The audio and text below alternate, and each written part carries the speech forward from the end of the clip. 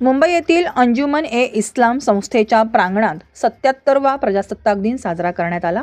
या पावन प्रसंगी पद्मश्री डॉक्टर जाहीर काझी यांच्या दूरदृष्टीपूर्ण नेतृत्वाखाली संस्थेने शिक्षणाच्या माध्यमातून विकसित भारताच्या उभारणीत आपली भक्कम भूमिका अधोरेखित केली। याच अनुषंगाने संस्थेच्या कॉलेज संकुलातील ऐतिहासिक व जुनी इमारत जतन करत तिचे संवेदनशील आणि आधुनिक पद्धतीने नूतनीकरण करण्यात आले। या वारशाचा सन्मान राखत नव्या पिढीच्या शैक्षणिक गरजांनुसार या इमारतीचे उद्घाटन करण्यात आले। प्रजासत्ताक दिनाच्या औचित्याने नूतनीकरण केलेल्या इमारतीमध्ये हेरिटेज लायब्ररीचे उद्घाटन करण्यात आले। यावेळी संस्थेच्या माजी विद्यार्थ्यांचा गौरव व सत्कारही करण्यात आला। शिक्षण, वारसा संवर्धन आणि माजी विद्यार्थ्यांशी नातं जपण्याचा आदर्श ठेवत अंजुमन ए इस्लाम संस्थेने अमन, ऐक्य आणि विकसित भारताचा प्रेरणादायी संदेश समाजासमोर मांडला आहे। यह अंजुमन इस्लाम के लिए एक तारीखी दिन था। एक तो मुल्क के लिए था, एक कॉन्स्टिट्यूशन ऑफ इंडिया जो बनी 1950 में, इसको लाया गया। ये रिपब्लिक डे हमने मनाया 77 साल। और बड़ी खुशी की बात है कि अंजुमन ने जो भी कारकर्दगी की है आज़ादी से पहले और आज़ादी के बाद, कानून के दायरे में रहेगी। यानी वी रिस्पेक्ट द कॉन्स्टिट्यूशन। और कॉन्स्टिट्यूशन में आज कॉन्स्टिट्यूशन डे है। आर्टिकल 30 के तहत माइनॉरिटीज़, मजहबी और लिंग्विस्टिक माइनॉरिटी को यह हक है जो अपने इदारे बनाए और चलाए। तो अंजुमन एक इस तरह की मिसाल है, मिसाल। और आज का दिन अंजुमन के लिए एक इस तरह का दिन था जो तारीख में याद रखा जाएगा। जो इमारत 133 साल तक टिकी रही, जो हम कहते हैं, उसका न रेनोवेशन हुआ था न उसका रिपेयर हुआ था। ये बड़ा फैसला था। हमको 2 साल लगे इसको कंप्लीट करने के लिए, क्योंकि एक मामूली चीज़ नहीं है।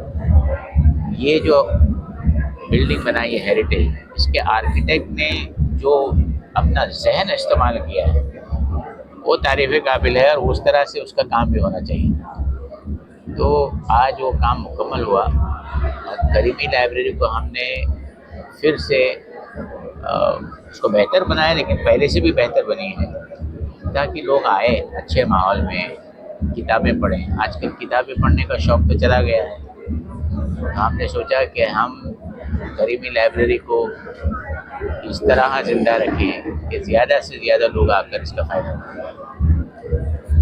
करीमी लाइब्रेरी की खूबी ये है कि जंग आज़ादी के जितने स्ट्रैटेजीज़ होते थे, तो लोग यहाँ खामोशी से आके बैठ के किताब पढ़ने के बहाने वो सब सीक्रेटली मूवमेंट चालू रखते थे। तो उसमें 2 अंजुमन के एक प्रेसिडेंट थे, एक वाइस प्रेसिडेंट थे। प्रेसिडेंट थे मौलुद्दीन हारिस साहब और वाइस प्रेसिडेंट रहे मुस्तफ़ा फ़कीर। ये दोनों भी जंग आज़ादी के सिलसिले में यवरवड़ा जेल में कैद थे। और बहुत सारे ऐसे लोग हैं अंजुमन के जो मैनेजमेंट में है, मेंबर्स हैं, उन्होंने जंग आज़ादी में हिस्सा लिया। तो हमारा एक अखलाकी फ़र्ज़ बनता है अभी के मैनेजमेंट का कि उस लेगेसी को हम किस तरह आगे ले जाएं।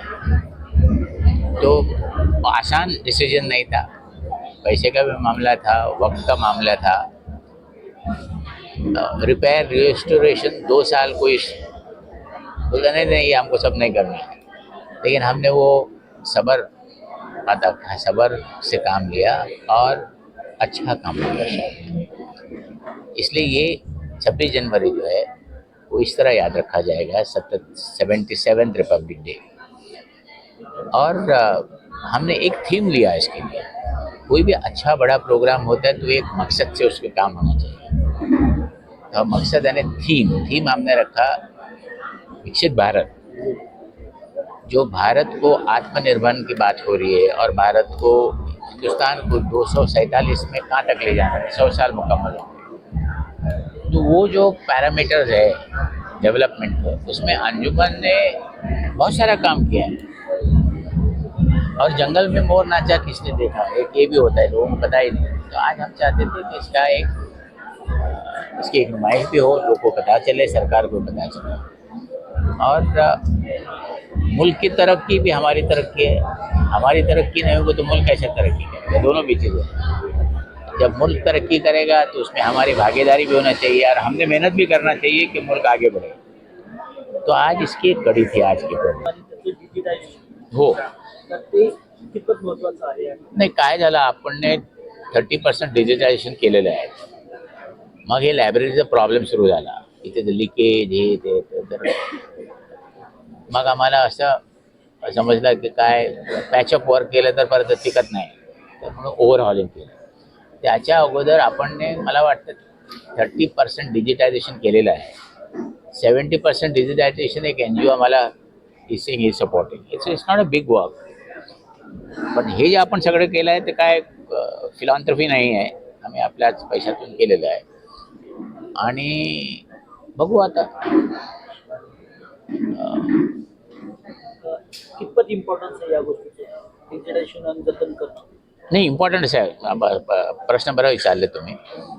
काय असतं, बुक जर तुम्ही डिजिटाईज नाही केलं तर ते प्रिझर्व करू शकत नाही.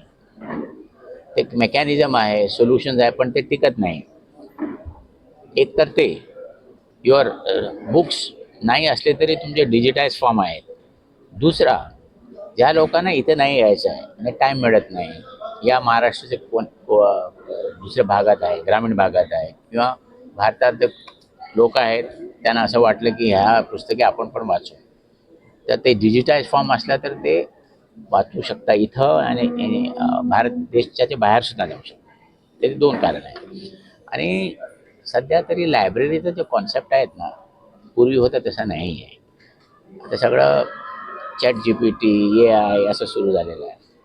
तर लायब्ररी में लोग जितके बसायचे अगोदर ते येत नाही. तर आपण काहीतरी we have to find a solution to keep library. Doctor साहब को मुबारकबाद दूंगा, उन्होंने इतनी अच्छी गैदरिंग की। ये क्यों हुई है? उनकी मेहनत, उनका लगन और उनका एतमाद काम करने का।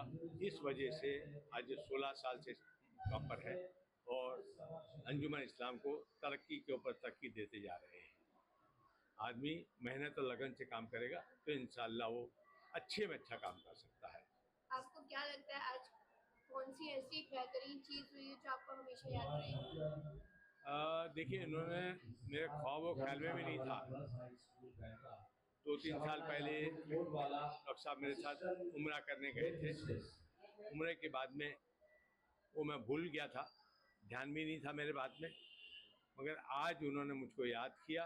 याद करके उन्होंने एज़ार अकीदत के तौर पर स्टेज पे बुलाया, फुलहार किया और मेरी तारीफ की। ये मोमेंटम मेरा, और इससे बढ़कर उन्होंने, उनकी जो डॉटर इन लॉ थी, वो स्टेज पर आए और स्टेज पर आके उन्होंने अपनी तकरीर में कहा कि अल खालिद क्या है, मैं किस तरह सफ़र रहा, ये मेरे लिए सबसे बेहतर। देखिए, ये तारीख़ी इमारत जिसमें हमारे सदर मोहतरम पद्मश्री डॉक्टर ज़हीर काजी साहब ने अपनी तकरीर में पूरी खूबसूरती के साथ बयान किया है कि 150 साल हिंदुस्तान के मुकम्मल हो चुके हैं और उस तारीख़ी इमारत का गुज़िश्ता 2-2.5 साल से काम चल रहा था और आने वाली नस्लों के लिए ये कम से कम एक ऐसी इमारत रहेगी कि जहाँ पर हमारे माजी में मुजाहिदीन आज़ादी ने यहाँ बैठकर मंसूबे बनाए हैं, कई तारीखी काम किए हैं, यहाँ पर उलमाए कराम आ चुके हैं और उन्होंने भी, चाहे वो मौलाना सिद्दी हो, इकबाल हो, उन लोगों ने यहाँ पर आकर बहुत मंसूबे बनाए हैं।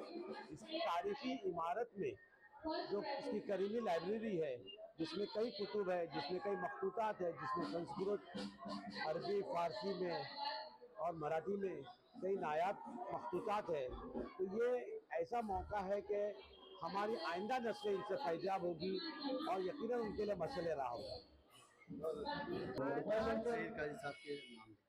आज गणतंत्र दिवस 26 जनवरी, सब भारतवासियों को हैप्पी गणतंत्र दिवस और शुभकामनाएं।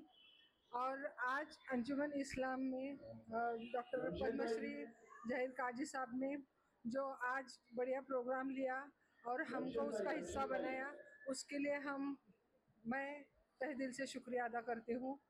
और जो जहीर काजी सर जो काम कर रहे हैं वो उनको मेरा सलाम है, क्योंकि बच्चों के लिए जो उन्होंने प्रोग्राम किया वो बहुत अच्छा था और बहुत एनकरेजिंग था। और आज जो संविधान का दिन है उसमें डॉक्टर अंबेडकर जी ने जो संविधान बनाया उसके वजह से मैं एक भारत की नारी पढ़ी लिखी और आज मैं एक पुलिस बनी और एक काबिल इंसान बनी हूँ। ऐसे और जो प्रोग्राम होते हैं उसके वजह से बच्चों को बहुत एनकरेजिंग होता है और बच्चे हमारे जैसे काबिल बनने के लायक हो जाते हैं। उनके लिए ऐसे प्रोग्राम रखना चाहिए और काजी सर को और एक बार सलाम, क्योंकि उन्होंने ऐसा अच्छा प्रोग्राम रखा। इसके वजह से बहुत बच्चे इनकरेज होते हैं और अच्छे बच्चे काबिल बनने के लिए तैयार हो जाते हैं। Thank you very much. Last message युवाओं के लिए। बच्चे लोग को मेरा एक महाराष्ट्र के बच्चे लोग को एक मैसेज है, लोगों ने मराठी पढ़ना चाहिए इसके साथ साथ, और महाराष्ट्र गवर्नमेंट में उनकी जो MPSC थ्रू जो एग्जाम्स होते हैं वो उन्होंने एंटर करना चाहिए और उस काबिल बनना चाहिए। All the best. Thank you.